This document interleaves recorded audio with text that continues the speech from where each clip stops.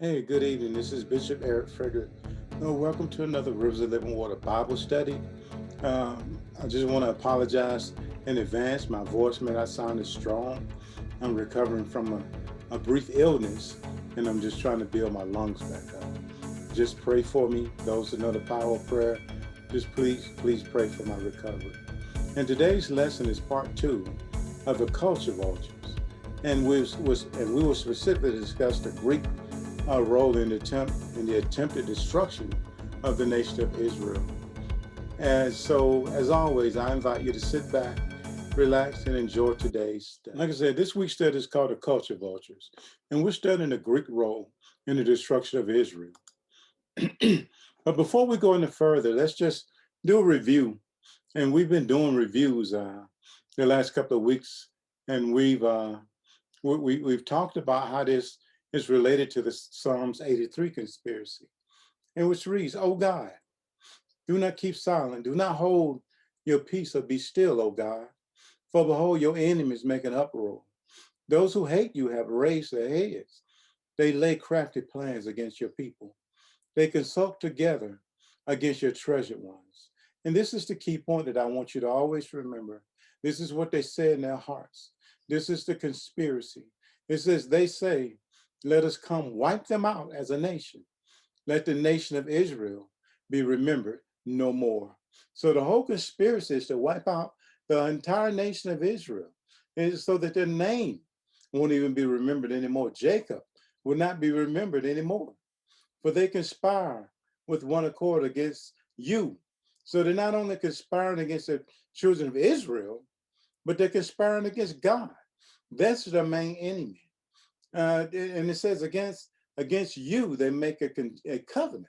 So all of these nations are in covenant with one another against God and against God's people, against Israel, to make their name not be remembered anymore, to destroy their culture, their religion, their ethnicity, to destroy everything that is about them so that they won't be remembered anymore. And these are the conspirators. It says the tents of Edom and the Ishmaelites, the Moab, and the Hagarites, Gabal, Ammon, and Amalek, Philistia, with the inhabitants of Tyre. Asher also has joined them. They are the strong arm of the children of Lot. So just keep that in mind as we study that there's a conspiracy uh, to wipe out Israel as a nation and to and for them not to be remembered anymore. So we're studying the book of Maccabees because in the book of Maccabees it records the relationship between Israel and the relationship between the Greeks. At the time, Alexander the Great was ruling over the whole world. And not only was he ruling over the whole world, that whole world included Israel. And we know from history that Alexander the Great, he died. And then after he died, he didn't have any children. So he appointed his nation, the reign of his nation, to four kings. And one of those kings was Antiochus Epiphanes. And Antiochus Epiphanes is like a foreshadowing of the Antichrist. That's why we need to read the book of the Maccabees to understand what happened. And also, Israel under Matthias Maccabee fought back and won many battles against overwhelming odds against the Greeks and other nations who had came to try to destroy them. And the Maccabees fought back against the Hellenization of the Greeks and his sons after him.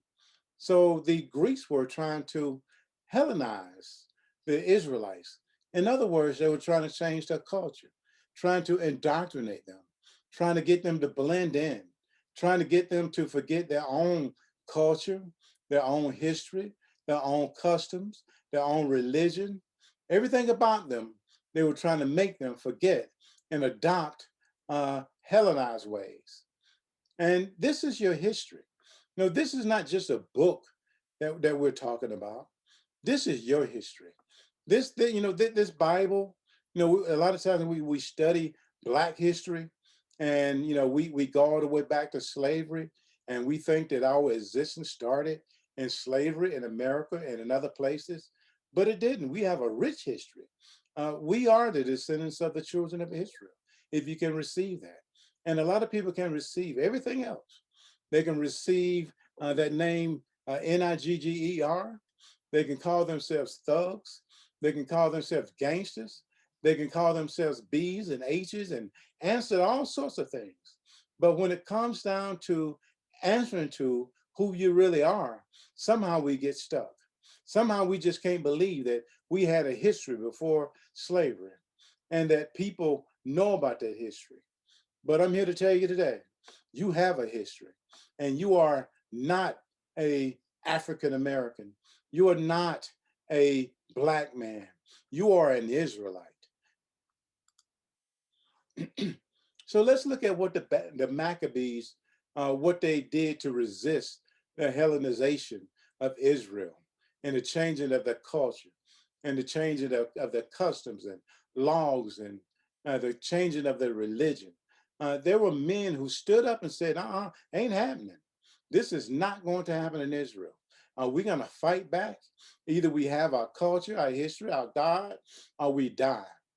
So the Maccabees in First Maccabees 2, 42 through 48 says, then there united with him a company of Hasidians, mighty warriors of Israel.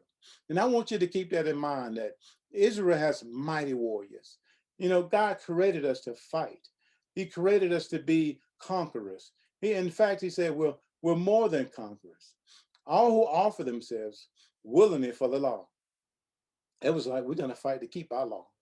We're going to fight to keep our customs. You're not just going to march in here and change everything about us. No, because everything about us is related to our God.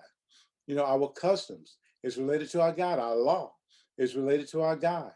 Our feasts and festivals, they're related to our God. So you're not just going to come in here and change anything about our relationship with our God and our customs. All who became fugitives to escape their troubles joined them and reinforced them. They organized an army and struck down sinners in their anger and renegades in their wrath. There will always be people who will cooperate, who will sell out to the enemy. There will always be sinners and renegades who say, we're just going to get along. We're going to get along. We're gonna go along to get along, and that's a dangerous mindset. And as nations, they always have to deal with those type of people, and you're always going to have some. The survivors fled to the Gentiles for safety. Verse 45. And Matthias and his friends went around and tore down the altars. The Greeks were building altars to their gods. They were building altars to Zeus and altars to their kings. And they were like, Matthias was like, ain't having it. We tearing them down. You build them, or we're going to tear them down. They forcefully circumcised all the uncircumcised boys that they found within the borders of Israel. And we're going to read about this later and what the Greeks were doing to mothers and parents and families who circumcised their children. And you're going to see why a lot of the Israelites were leaving their boys uncircumcised. But Matthias took care of that. He circumcised them himself. They hunted down the arrogant, and the work prospered in their hands. They rescued the law out of the hands of the Gentiles and kings, and they never let the sinner gain the upper hand. So they fought against this. They fought against Hellenization. They fought against the attempted change of their culture and the attempted indoctrination. Let's look at a definition that's going to be very important to our understanding of this lesson. And it says an ethnic group, and everybody is a part of an ethnic group, is a group of people who share common culture and ancestry. And so the Israelites, they shared a common culture, and they also share the common ancestry. Members of ethnic groups often share certain cultural traits, such as religion, language, and even special foods. And a lot of times we look back and we see as as as Black people here in America, we've lost most of that. We've lost uh, the religion that we had before we became enslaved. We lost our language. We lost our diet. We had a diet that was related to our ethnic group. So all of that was lost in slavery. But God has given us that back through His Word. All we got to do is just go and read His Word. Read read about how to worship Him in spirit and in truth, and read. We can even rediscover our language of Hebrew, and even we can look at Leviticus, and we can see what God says what to eat and what not to eat. We're led by the Holy Spirit on that, but still there's a God. And like I said, there will always be sellouts. There will always be renegades. There will always be people who give in to get along with everybody else to not cause trouble. First Maccabees 1:11 through 15 says, "In those days certain renegades came out of Israel and misled many, saying, 'Let us go and make a covenant with who? The Gentiles.' And the Lord had told them, 'No, once you enter the land, do not make a covenant with anybody.'" You know, and but when trouble came, and that's what happens. When trouble comes, people uh, begin to try to avoid the trouble and begin to try to take the road of least resistance. And that's what some of the Israelites were doing. They were giving in. It says, "Let us go and make a covenant with the Gentiles around us. For since we separated from them, many disasters have come upon us." So they were saying, all this trouble we're having, all these wars we're having, these Greeks coming in and killing our children and enslaving us. Let's just go along with them just to get along. Let's just give in to this Hellenization and give up our culture, and then maybe they'll leave us alone. This proposal pleased them, and some of the people eagerly went out to the king, who authorized them to observe the ordinances of the Gentiles. So they built gymnasiums in Jerusalem. And if you don't understand, the gymnasiums are part of the Greek culture. And when they were in the gym, they did everything naked. So just imagine you're an Israelite and you're in the gym and uh, you're wrestling, or you're involved in some of the Olympic like games, and you're doing that unclothed. Uh, and it wasn't just a gym. It was a place where men went uh, to mentor one another, and also not only just mentor one another, but to uh, begin to uh, shape one another into uh, something that was ungodly for Israelites to do. They engaged in homosexual relationships. A lot of the older men mentored the younger men, and it was just as it was just as normal to them to have sex with young boys and young men as it was to have sex with their wives. So it was a grooming thing. So, and it says, "And banning the holy covenant." So they joined the gymnasiums according to the Gentile customs, and removed the marks of circumcision. Everybody in the gym, the Greeks, were not circumcised. So in order to be like the Greeks, the Israelites would try to remove the marks of circumcision. They would try to reverse it in order to fit in and abandon the holy covenant. They joined with the Gentiles and sold themselves to do evil, and that's evil. The the circumcision was a sign of the covenant. So if you're gonna uncircumcise yourself, what does that mean? That means that you're no longer a part of the covenant of God. And that was the only covenant that they had. They didn't have the new covenant then. They had the old covenant. And if you were not circumcised, that means you were not a part of the covenant. So one of the things that the Greeks did, and other conquerors did when they went into Israel, they always robbed and pillaged the temple. First Maccabees 1 and 20 through 24 says, after subduing Egypt, Antiochus returned in the 143rd year. He went up against Israel and came to Jerusalem with a strong force. He arrogantly entered into the sanctuary and took the golden altar, the lampstand for the light, and all of its utensils. He took also the table of the bread of the presence, the cups for drink offerings, the bowls, the golden censers, the curtain, the crowns, the gold decorations on the front of the temple. He stripped it all off. He took the silver and the gold and the costly vessels. He took also the hidden treasures that he found. Taking them all, he went into his own land. And when he went into his own land, he took the things out of God's temple and placed them in his own temple. And I think that was a sign of, of conquest. It was like, if I can go into your temple, to your God's house, and remove all the precious items and take them and put them in my house, and it's a sign of conquest.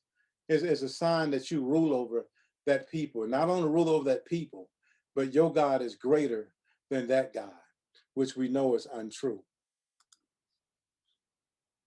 And they forced them to pay taxes and tribute.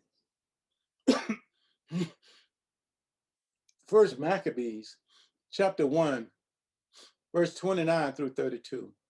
It says, 2 years later, the king sent to the cities of Judah a chief collector of tribute. And tribute is taxes and money that you pay in order to, you pay the ruler of your nation.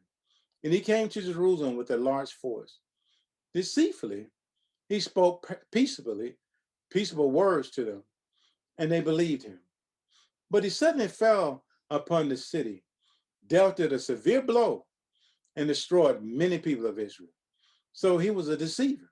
He came in as if he was coming in as if he was getting ready to make peace with them, that all he wanted was a tribute. But when they relaxed themselves, he dealt with them severely and destroyed many people of Israel. He plundered the city. So they not only plundered the temple, but they're also plundering the city, burned it with fire, and tore down its houses and its surrounding walls. Do you see the hate that these Greeks had against the Israelites? And a lot of times we'll say, no, Greeks, and we'll think of the nation of Greece, but that ain't what the Bible is talking about. When it's talking about the Greeks, it's talking about the Greek Empire. It's talking about the empires of Europe, and not only Europe, all those nations who joined themselves with Europe, all the nations who were conquered by Europe. So they're all together. So it's just not one little place on a map when we're talking about the Greek Empire. We're talking about many nations.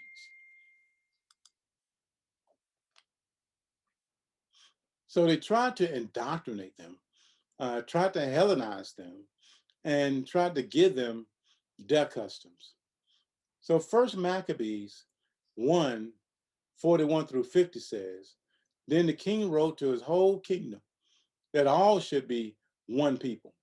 So he wanted, so Antiochus Epiphanes, he wanted his whole kingdom, everybody whom he had conquered, to be one people, and that all should give up their particular customs.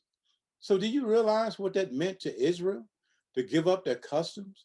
Not just, I'm not talking about just the renegades and those who were rebellious, and those who wanted to give in just and get along to save their own hide.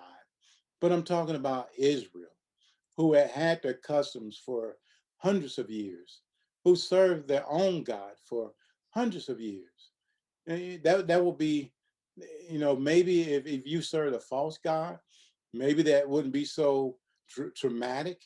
But if you serve the true and living God, then that's going to be almost impossible for you.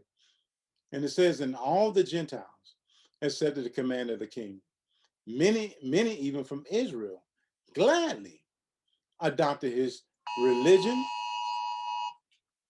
accepted the command, adopted his religion, which was Zeus worship, and the Roman name for Zeus is Jupiter, uh, which one of the symbols is the eagle. Now I want you to remember that. Where else do you see the eagle as a symbol of a nation? You see it several times. You see it in all the European nations, and you see it here in America. They sacrifice to idols and profane the Sabbath.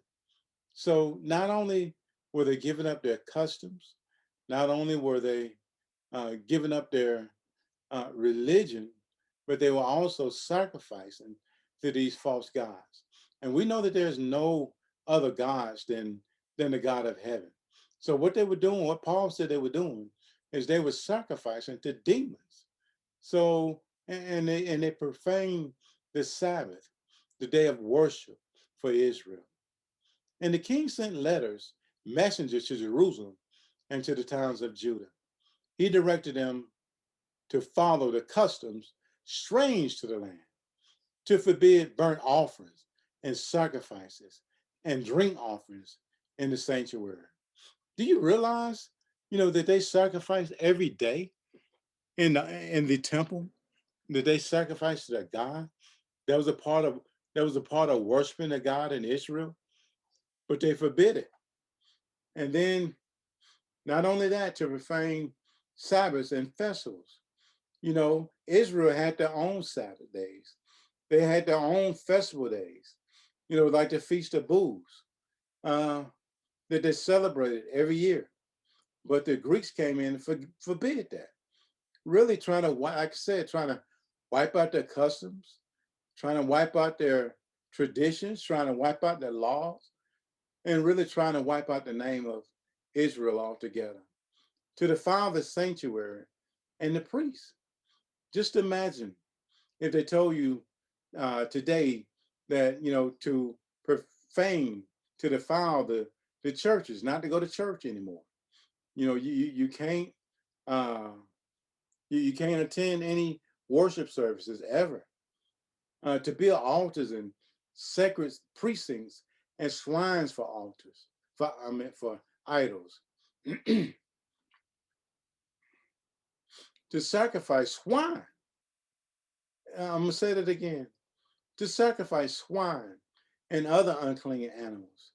They would bring those into the temple and put an altar over the altar to God, and they would sacrifice swine and unclean animals upon the altar of God, and to leave their sons uncircumcised. So remember when I told you to remember that when the Maccabees went through, how they circumcised the young men who had not been circumcised, and this is why. They were to make themselves abominable by everything unclean and profane, so that they would forget the law and change all the ordinances. He added, whoever does not obey the command of the king shall die. So it's one thing when it comes to your comfort, but it's a whole different thing when it comes to your life. Are you willing to serve God? And are you willing to hold on to your customs, your religion, your culture, your God? Are you willing to die in order to hold on to those things? How valuable are those things to you?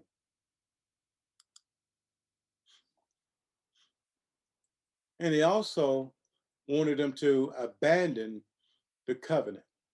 First Maccabees 1:54 through 64. says, now on the 15th day of Chislev, in the 145th year, they erected a desolating sacrilege on the altar of burnt offerings. They also built altars in the surrounding towns of Judah and offered incense at the doors of the houses and the streets. The book of the law that they found, they tore to pieces and burned with fire. That almost sounds like the Catholic Church during the Inquisitions. If you were found in possession of a Bible, you could be burned at the stake. Bibles were illegal. It was illegal for the common man to possess a Bible, and it was illegal for them to read the Word of God for themselves. They had to receive it from the Roman Catholic Church, and they were the only ones allowed to have a Bible, and through that they could control the masses. Because if you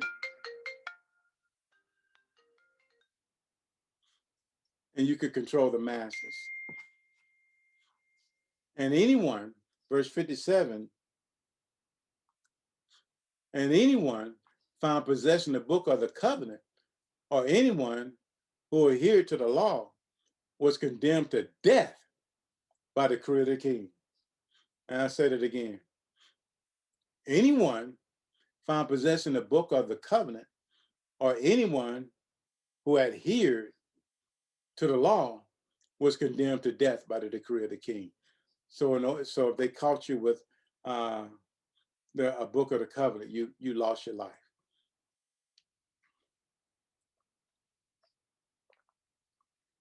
They kept using violence against Israel, against those who were found month after month in the towns. On the 25th day of the month, they offered sacrifices on the altar that was on top of the altar of burnt offerings. According to the decree, they put to death the women who had their children circumcised. So here we go again. If the women circumcised their children, they were put to death. And their families and those who circumcised them. So not only the women, not only the mothers, but the whole family was put to death. And listen to this. Listen to how cruel these Greeks are. They hung the infants from their mothers' necks. So just imagine that. Your baby, your precious baby, if they find out that your child was circumcised, they'd tie a rope around your neck and around the neck of the baby. And they would hang the baby around the mother's neck until the baby died. She would have to sit there and watch her baby die of suffocation. It's just cruel. It helps you to understand the relationship between a lot of Europeans and a lot of Israelites today. It helps you to understand the cruelty, the unmitigated hatred. And, you think about, I've read about how a lot of our people were burned at the stake, and a lot of our people were hung and castrated, and they took body parts from them and sold them as souvenirs, and sent pictures around as postcards, and cut their skin up and made clothing out of it, made jackets and belts and shoes from the skins of our ancestors. Now, I've always wondered why there was so much hatred. Not everybody. I'm not talking about every European, but I'm talking in general. The enmity between Europeans and Israelites. Verse 62. But many in Israel stood firm and were resolved in their hearts not to eat unclean foods. They chose to die rather than be defiled by food or profane the holy covenant, and they did die. Very great wrath came upon Israel. And this is one thing that they also did. And it comes from First Maccabees 3 and 48. And it says, they laid open the books of the law, wherein the heathen had sought to paint the likeness of their images. So they took the law.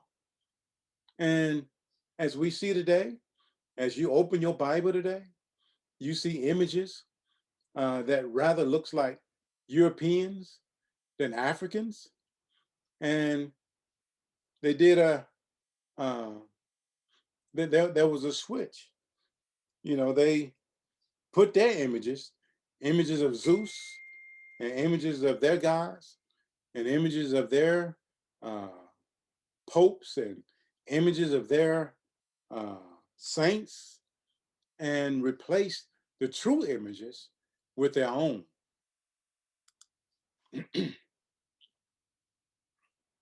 So how do the Greeks tie in with Psalms 83? And for that, we have to go to the book of Joel, chapter 3, verse 4 through 8. And it reads, what are you to me, O Tyre and Sidon? And these are two nations that are mentioned in Psalms 83. And all the regions of Philistia, another nation in Psalms 83. Are you paying me back for something? If you are paying me back, I will return your payment on your own head swiftly and speedily. So this is the Lord speaking. He said, I'm going to get you.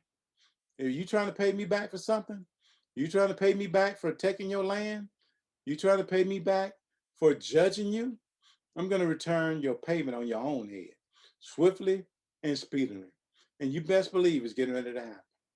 He says, for you have taken my silver and my gold. And remember when we talked about how the Greeks and all the other nations went into the temple of God and they took out the silver and gold. And it says, and have carried my rich treasures into your temples. And this is the kicker right here. This will help. This is the tie-in with Psalms 83 in the Greeks. He said, you have sold the people of Judah and Jerusalem to the Greeks in order to remove them far from their own borders. So these nations in Psalms 83, they conspired together against Israel to make their name not remembered anymore. And they sold them into Europe to the Greeks in order to remove them far from their own borders. So where are they? Where are the Israelites now? Many of them are in Africa, and many of them have been sold throughout Europe, sold throughout the Americas, sold throughout Haiti, sold throughout the Bahamas, sold throughout Jamaica, sold throughout Japan and Asia. We were scattered to the four corners of the world, according to the prophecies that God prophesied through his prophets. And behold, I will stir them up from the place to which you have sold them. So God is saying in these latter days, he will stir them up. He's going to stir up these Israelites. He's going to help them remember who they are. And he's going to return them to their own land. And he says that I will return your payment on your own head. So you reap what you sow. And I don't wish that on anybody. I don't wish slavery. I don't wish what happened to our ancestors. I don't wish what's happening to us now. I don't wish anybody will be shot down in the streets and not be held accountable. I don't want anybody being discriminated against. I don't want any of that. I would rather people repent and become a part of the kingdom than to not repent and end up under these judgments. I don't care who you are. I don't care. And the thing of it is, I don't hate anybody, and I don't wish bad things to happen to anybody. I don't care if you're black, white, Puerto Rican, Hispanic. I want people to become a part of the kingdom so I can call you brother and you can be saved from the wrath of God, which is to come. And he said, this is what's going to happen in verse 8. And a lot of people say, well, I never enslaved anybody. That wasn't me. I shouldn't be held accountable based on what my ancestors did. This is what the Lord is saying. He said, I will sell your sons, not you. I will sell your sons and your daughters into the hands of the people of Judah. So we were sold to the Greeks. Now he's saying of your daughters and sons that they're going to be sold into the hands of Judah. And what would Judah do to them? And they will sell them to the Sabaeans. The Sabaeans are Africans, to a nation far away, for the Lord has spoken. So just like in the transnational slave trade, they took people, they took a lot of Hebrews and a lot of people out of Africa, took them far away from their own country and abused and misused them. The Lord is saying the same thing is going to happen to you. I'm going to take you out of your countries and I'm going to send you to Africa. I'm going to send you to a nation far away, and your sons and your daughters are going to be enslaved. They're going to pay the penalty that you owed. And he said, for the Lord has spoken. And you best believe when the Lord speak it, it's going to come to pass. I don't care. I don't care how long it take. I don't care how long it's been, and it's going to happen. So the best thing for you to do is to repent. And and I wouldn't tell you that if I didn't love you. I wouldn't. I just let things go on, and I'd read this for myself, and I'd chuckle a little bit and I'd watch it happen to you. But since I love you, I warn you. I'll take you to these scriptures. I'll break them down. I'll try to make sure that you understand them so that you can be saved, because I love you. First Maccabees 3:32 through 36. He, Antiochus Epiphanes, left Lassar, uh, Lassus, however you say that word, that country, or that person, I'm sorry, a distinguished man of royal lineage in charge of the king's affairs from the river Euphrates to the borders of Egypt. Lysias was also to take care of his son Antiochus until he returned. And he turned over to Lysias half of his forces and the elephants, and gave him orders about that he wanted done. As for the residents of Judah and Jerusalem, this is what Antiochus wanted to happen. Lysias was to send a force against them to wipe out and destroy the strength of Israel and the remnant of Israel. So he was going to do the same thing that the Lord told Israel to do to the Canaanites, to wipe them out completely as a nation. So this is what the Greeks this is what the plans that the Greeks had for the Israelites. And we got to realize that we're dealing with spirits. We're not just dealing with flesh and blood. If so, a lot of this stuff would have ended a long time ago. But these spirits never end. The same spirit that was back during Antiochus' lifetime are the same spirits that are operating in Greece today. So we got to realize we're dealing in spiritual warfare. We're not fighting specifically just against flesh and blood, even though these spirits use flesh and blood. But our main enemy are these spirits, these fallen angels that are in charge of these regions. So in order to be strategic, you gotta study and understand your enemy. Not that the Greeks are my enemy, it's that the Greeks have made me their enemy. So I have to study in order to be strategic, even in my prayer life, and even leading the church.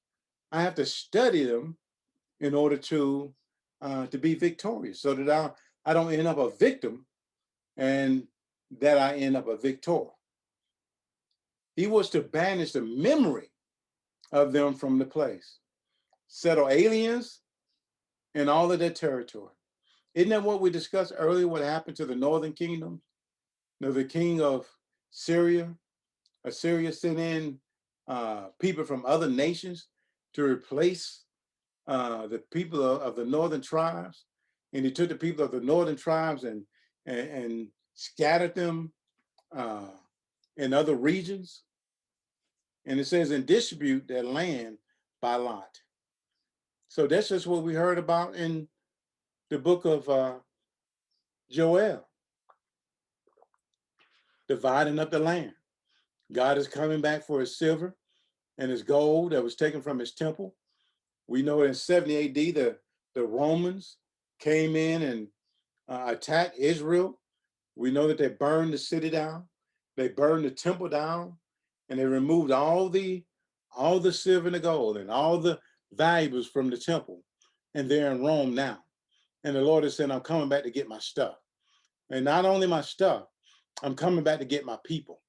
Israel is still God's people. Israel is still God's firstborn. And he still loves Israel.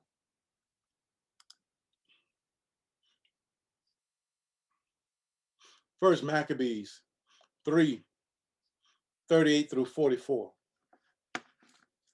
And it reads, Lysias chose Bartholomew, son of Dormenes, and Nicanor, and Gorgias, able men among the friends of the king, and sent with them 40,000 infantry and 7,000 cavalry to go into the land of Judah and destroy it as the king had commanded. So they set up with their entire force, and when they arrived, they camped near in masses in the plain. When the traders of the region, and I want you to realize, I want you to specifically know that word trader and Canaanite is the same word. Canaanite means trader. So we talked earlier about the trade in the Mediterranean and how important it was, and how the devil was the king of Tyre, and how he was in charge of this trade. So it says, when the traders of the region heard what was said to them, they took silver and gold in immense amounts, and feathers. And what are feathers? Chains. They came to chain Israel, and they came to enslave them and sell them all over the world. And went to camp and went to the camp to get the Israelites for slaves. So Israel has always been the targets of slavery because of who we are. And forces from Syria, and here's Assyria again, and the land of the Philistines joined with them. So we see all these nations from the Psalms 83 conspiracy. They're all there to put Israel back into slavery. And like I said, the same spirits that were back then are the same spirits that we're dealing with today. They can be camouflaged, and they may sound different, and they may look different, but they're the same old spirits. It says, now Judas and his brothers saw that misfortunes had increased, and that the forces were encamped in their territory. They also learned what the king had commanded to do to the people to cause their final destruction. But they said to one another, let us restore the ruins of our people. And today you got to say the same thing. No, we got to rebuild. Let us restore the ruins of our people. Man, our people have been destroyed by slavery. Our people have been destroyed by this culture that we've been indoctrinated into. We've been destroyed by other people, those who hated us, educating us.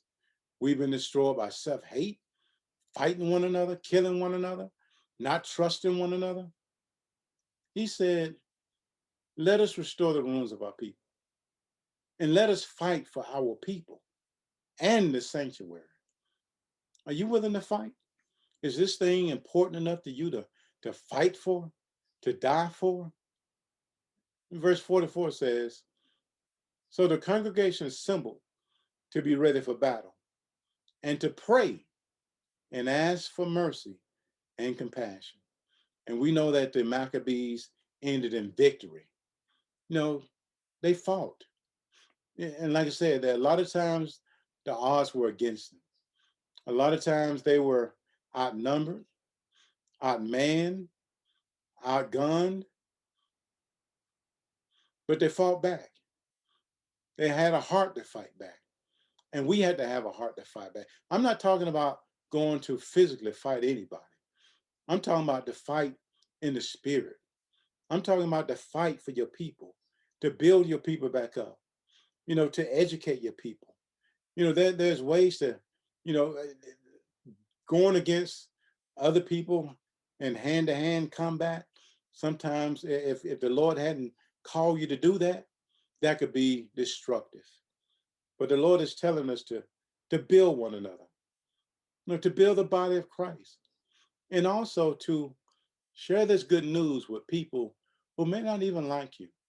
Share this good news with people who may previously have enslaved you, and make your enemy your brother.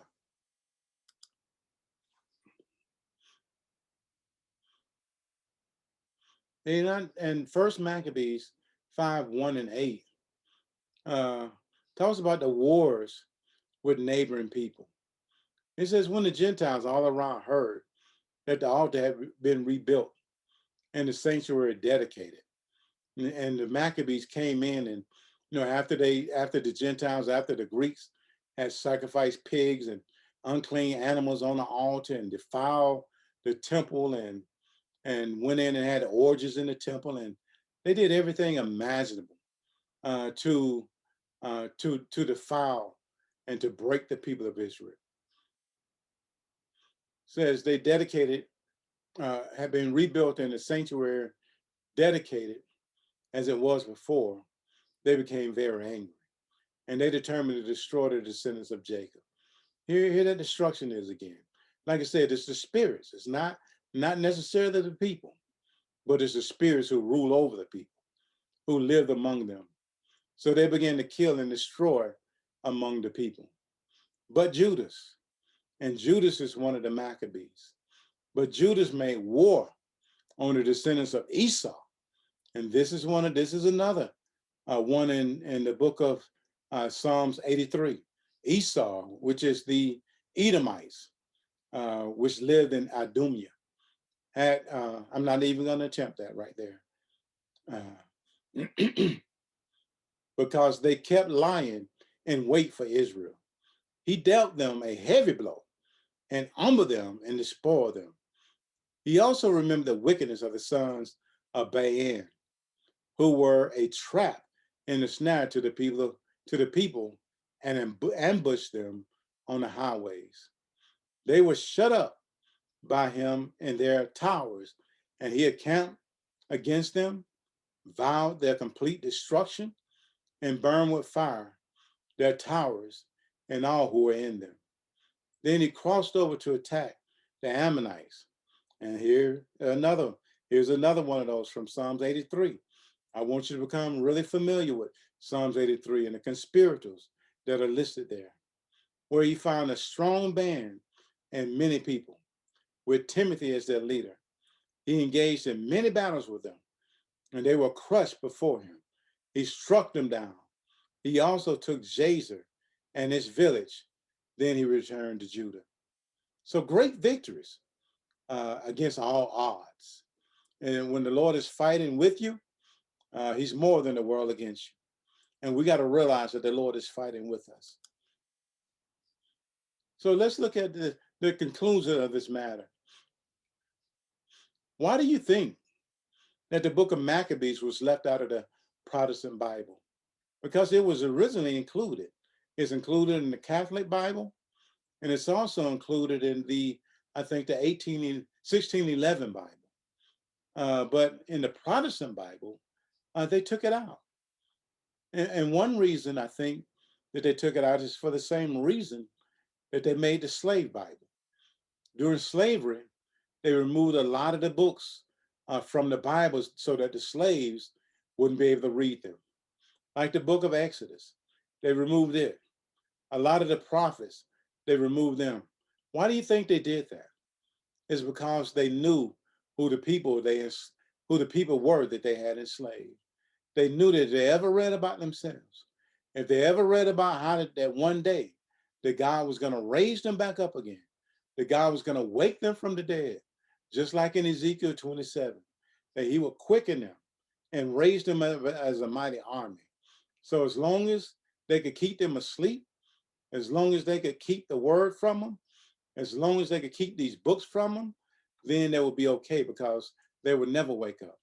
But these books are the Apocrypha, are wake-up books. They will wake you up and fill in a lot of the blanks that are missing. They are not part of the canon. They are not. They are historical books. But just like any other book, which is a historical book, just like the book of Josephus, we can gain a lot of insight from them. So why is it important to know your enemies? Because if you don't know your enemies, you're going to always be destroyed by your enemies. And like I said, not that we have made anybody our enemies, but a lot of people have made us their enemies. So we have to study our enemies in order to be strategic, in order to even survive, so that you know who you're dealing with and you know the spirits behind who you're dealing with. And why is it important for ethnicities to protect their history, religion, their culture, their customs, their folkways, and their more ways? And those word folkways are informal rules and norms that, while not offensive to violate, are expected to be followed. And then your mores are informal rules that are not written, but when violated, result in severe punishment and social sanctions upon the individuals, such as social and religious exclusions. Why is it important to protect that? It's important because that's part of who you are. My religion or my relationship with God is part of who I am. I'm not who I am without Yahweh, without Yeshua, Yahoshua. In history, Marcus Garvey said, a people without a history, a knowledge of their history, is like a tree without roots. So we have to know our history we have to know where we came from in order to get to where we're going. So, and the last question, how can we restore all of these? We can live holy. We can be led by the Spirit of God. We can go north when everybody else is going south.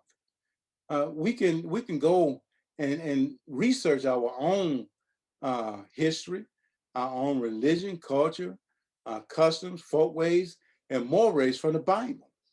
And we can begin to practice and appreciate those things. We can forget about the customs that we've learned while we've been scattered in the diaspora throughout America and throughout the other nations. We can start practicing their customs and their cultures, and we can practice our own because we have our own. And in order to save our people, we have to change the culture,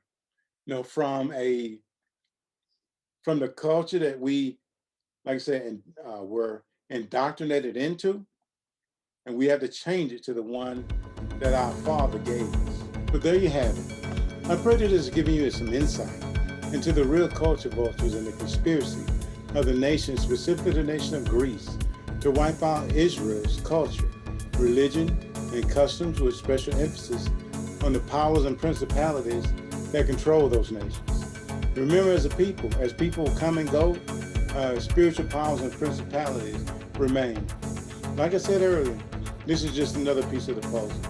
As you continue to tune in, you will learn more and more where the pieces fit and see the larger picture of what God is doing in the earth. I pray that you will edify by this Bible study and will subscribe to this channel. Like the video, hit the bell so that you will be notified when I upload a new video. And share with someone who you think will be blessed with this information. If you would like to give, you can give electronically under Givelify, under the application Givelify. It's under Rivers of Living Water Global Empowerment Ministries in the Givelify app. Or if you want to just send a check, a money order, send it to P.O. Box 141, Rockmart, Georgia 30153. Thank you, and as always, shalom.